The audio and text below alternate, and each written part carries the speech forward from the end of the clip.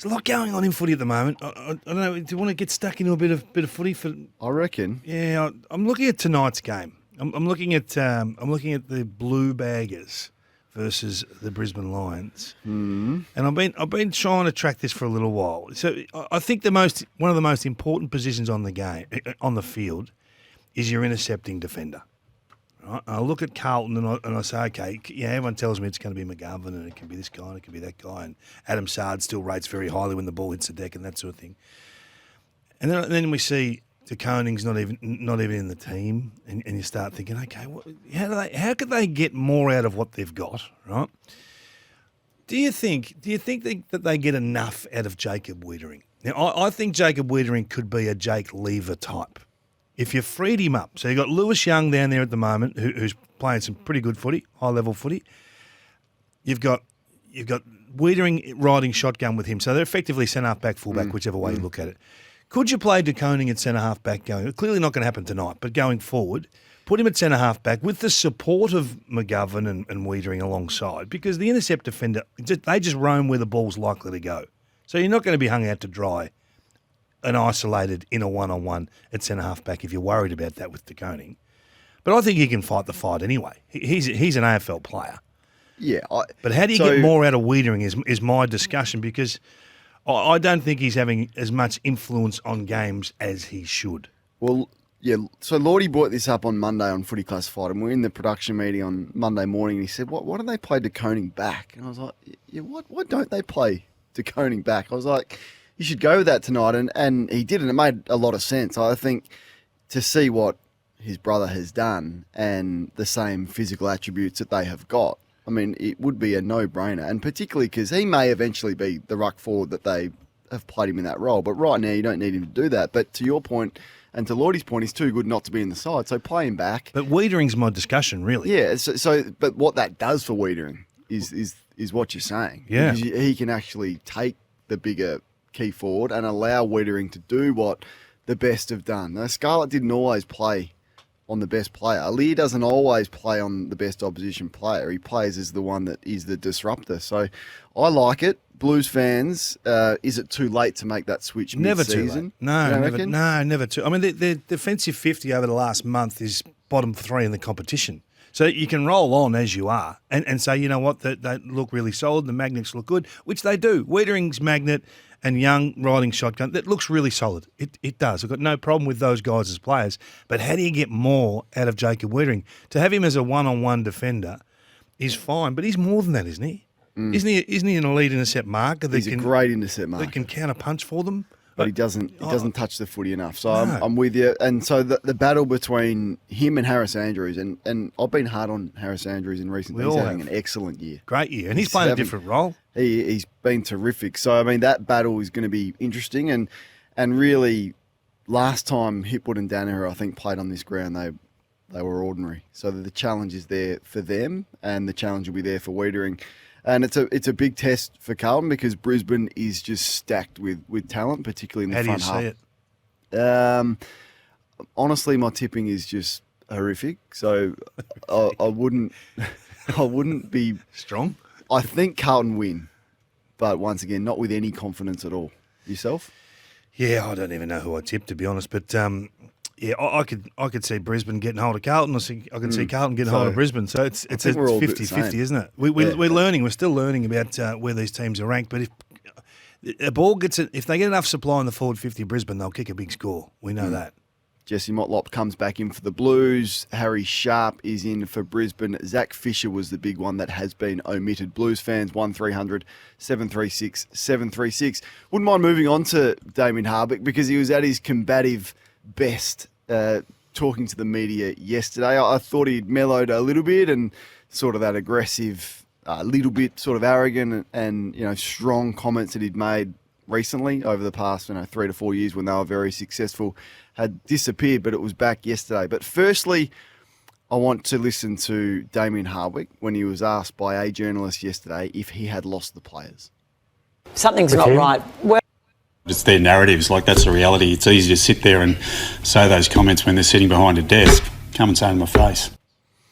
Ooh. So I'm not sure what he gains by saying that, and it's a mistake for him to do that, because even if you did say it to his face, I mean, what's he going to do? He's not going to punch you. He's nothing an AFL coach is going to do if you say it to his face. So that was a mistake from him, but it was also a mistake from the journalist to ask, and probably a mistake from the Richmond media department not to brief him accurately, because no one actually said that he's lost a player. In fairness to him, though, he was asked a question alluding to the fact that someone had said that. Now, it's not up to him to be across what the media are saying. Could he have said, well, it's up to his media department to brief him on the key issues of the week? How could you brief him on something that hadn't happened? Well, because then he could have said, who said that? Well, that was always up for grabs, that reply, but you can't brief him on that. Yeah, but I think if someone had said that he'd lost the players, the media department would have briefed him. So this is what was actually said, and have a listen to Caroline Wilson on Monday night. Something's not right. Well, I'm not saying he's lost the players, but 14 years is a long time to coach one's team. And I still see Alistair Clarkson as a cautionary tale. I know I keep saying it, and I think there are much better people surrounding Damien Hardwick than there were with Alistair as the dynasty dropped off. So, Cara, you're saying you'd move on Damien Hardwick? I'm not saying I would necessarily this year, but I think we're coming to the end. And I think that's fair commentary. Like, I think that's balanced commentary. She said, I'm not saying he lost the players, yet a journalist took that the wrong way, and all of a sudden Damien Hardwick has responded that way, and it's the back page of the paper saying, say it to my face. I mean, that's how stories can snowball, isn't it? And it is a sign of how much pressure he is under, regardless of the success that he's had. Yeah. How do you see him? Well, because you've been big supporters of the Tigers. Yeah, and I'm a little bit with Damien. You get stripped back for optimism sometimes, but I see their lineup as it hasn't worked. It's clunky. And for some reason, they can't move the ball. I mean, they've always been able to move the ball, haven't they? They've always played that freewheeling, half-back flank aggression, forward handball, off and gone. And for some reason, we haven't seen that. And I can't answer why that hasn't been there. And I think he's scratching his head as well, saying, okay, we've made a few changes, but does that really upset the way we move the ball? Because right now they're impotent, aren't they? You don't bleed like you used to against the Tigers. So they got their work cut out for them. I still think they did the right thing in getting Taranto and Hopper. I know we disagree on this. You got them for 7 years. You're going to be able to build around these guys. They have been to the draft. They have. I think they took 5 inside 30. But 18 how months many? ago. I mean, we're talking 5 inside 30, and that sounds great. But the players that move the magnets are those inside 10. But how many of them do you get when you finish top 4? How many? Well, that's my point. You don't get any. Well, I understand that, but now that they are not going to finish top 4, they've traded away what right now is pick 3. So when you today, need to read, it won't end up. I know it won't be, but it will probably be a pick inside the top 10 plus 12, 19 plus 30. This is 4 picks, and the commitment that you've made for 2 players. But it's a long commitment, but isn't that the reason? Isn't the long commitment a positive? Well, I don't know. When strategically the draft is going to be so compromised, I don't think you want to be trading out top 10 picks right now for Jacob Hopper. What's he doing at the moment? Jacob Hopper, like how many times does he get coaches' votes? How many times does he influence games? I just said this about Taranto 4 weeks ago. And I'm saying this. Taranto's got coaches' votes not on the weekend. Oh, well, hang on. He got it the 2 weeks prior. Yeah, he got 10 the 2 weeks prior. But apart from that, you can't say not on the weekend. If he goes 10-10 and then 0, Taranto you can't say he's out of form. In the top 150 players in the game right now. Top 150? No. Okay. Gee whiz. How many others have got 10-10 in the last 3 weeks? He was not the top 150. That's a big number. Well, it's not really. There's 800 players. So he'd be Richmond's probably top 2 or 3. Would he be at the moment? Maybe, but that's not Richmond fans. Would he be in your top 2? Or maybe it's not that different. But you're saying top 150. He's got to be inside 150. There's 800 odd players in the game. So would you have Dunkley or Taranto? Like, I'm just saying, it's a big price to pay for a player that doesn't influence results. I don't think you can play well and not win with Taranto. He'll get a lot of the footy, and the numbers will look great, and you'll get 10 tackles and all of that, and you'll get 30.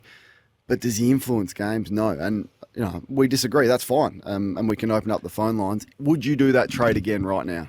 Is the question. Would you trade 3? Well, it's not 3. It's not going to end 12, up 3. Well, it is at the moment. It is would today. You trade Say 8. Richmond's first rounder. So let's say 7. Yep. Well, I think you need to put it into context. Call it 10. 'cause They'll finish 9th or 10th. let's call it 8. Would you trade 8, 12, 19 and 31 for those two players right now? Yeah, I would. Okay. I would because you got stability for 7 years and they're going to be high quality players. All right, I wouldn't, but we can disagree on that as we often do, and that is fine. The IMAR Insurance open line is over to you, 1300 736 736. We can put that Twitter poll up now, actually, thanks to Choices Flooring. Choices Flooring Spaces for Living catalogue sale is on now. In hindsight, would Richmond do the trade?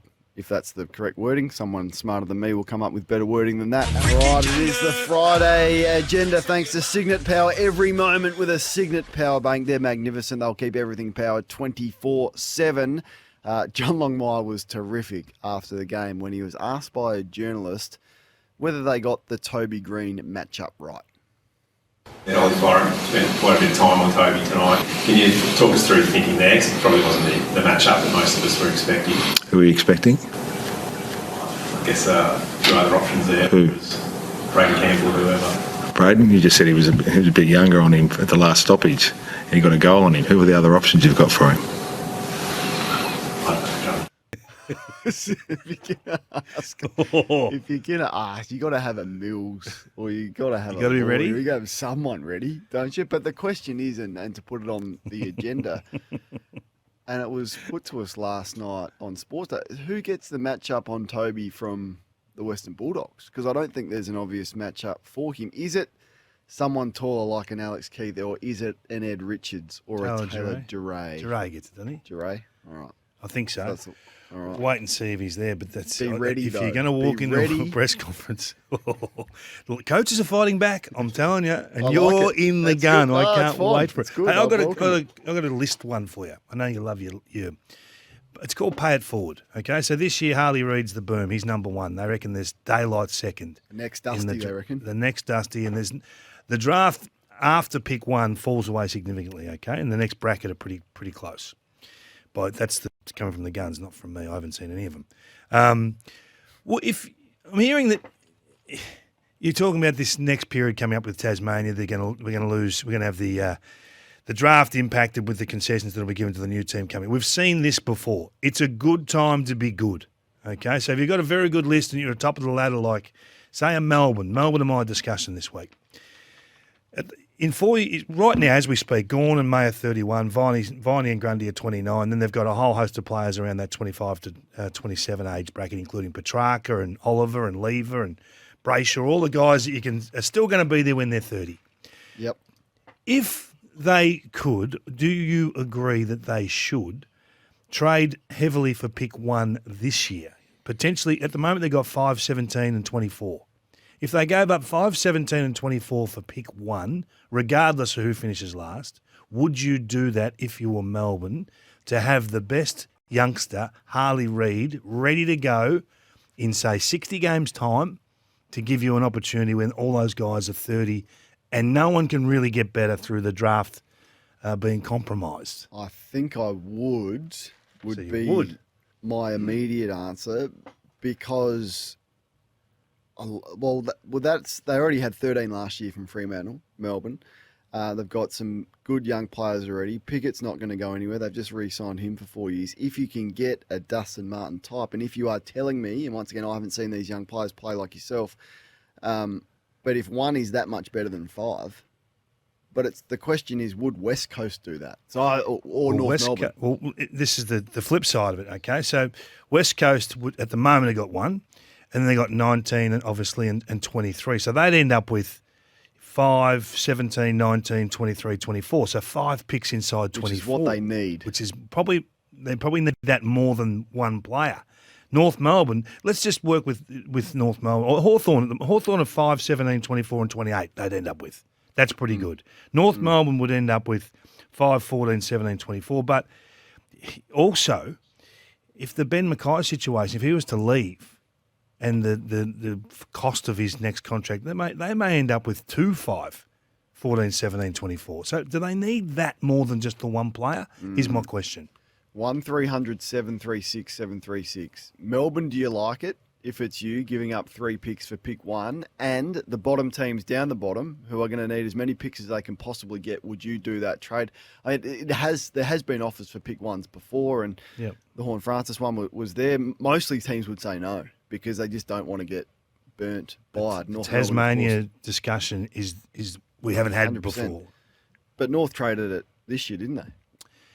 They With did. the picks, Yeah, they for did trade picks. this year. Yeah. To So make the Horn Francis deal to get that done. But Yeah. with Tasmania coming in, is it the time for Melbourne to get aggressive and try and get to pick 1?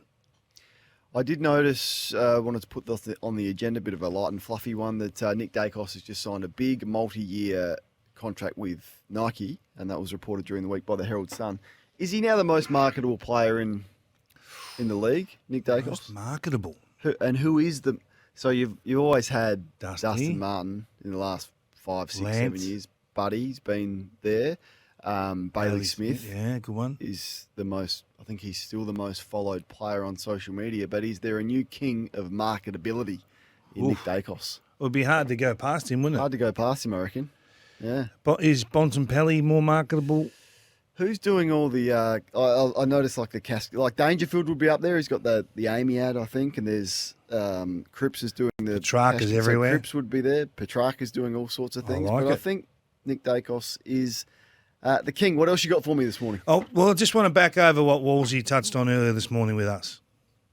I love listening to the coach. I especially love listening to the coaches who are honest, and a lot of them have got their guard up all the time. But you love to listen to a McRae. You love to listen to a Chris Scott. Give me. I want a quick yes or no as to whether you think these coaches are honest. Adam Simpson. Yep. That's the first time you've said that. Sam Mitchell. He's honest. I think Sam Mitchell? Adam Simpson is honest. He's been in denial, but he's honest. Sam Mitchell. Yes, I think Sam Mitchell is honest. Hardwick. Well, you're going to ask me. If I say no, then I'm going to be accused of saying they're a liar. Yeah. I can't win out of this. Of course. Hardwick. Mate, I hate coming here. You can't get more honest than What that. are you trying to do other than stitch me up with this? I want the callers or texters to let us know whether they think their coach is honest. See, you could say that Chris Scott isn't honest with some things that he says to the Or their media. injury list. Yeah, so there's TBC. elements of what every coach says that they're not going to give you the full picture. But I'm just, other than you trying to stitch me up, I'm not sure what I can gain. I out just of saying this. enjoyed So let's put it out there. Wolsey So saying- let's put it out there. Is your coach honest? Does Well, he name a speak with dishonest one integrity? for me. 0433 98 11 16. Whew, You the think Friday they're all agenda's honest? gonna get me. Yeah, that's amazing. No, I think there's. Amazing. I think there are elements of what they say that are dishonest. Well, okay, let's go through. Is Ken Hinkley honest? No, Is Chris Fagan honest? no, Is Clarko honest? no. No, really. They all you lie. call- It's you the are second calling language of the these AFL. coaches liars. I'm not prepared to do that on my Friday morning.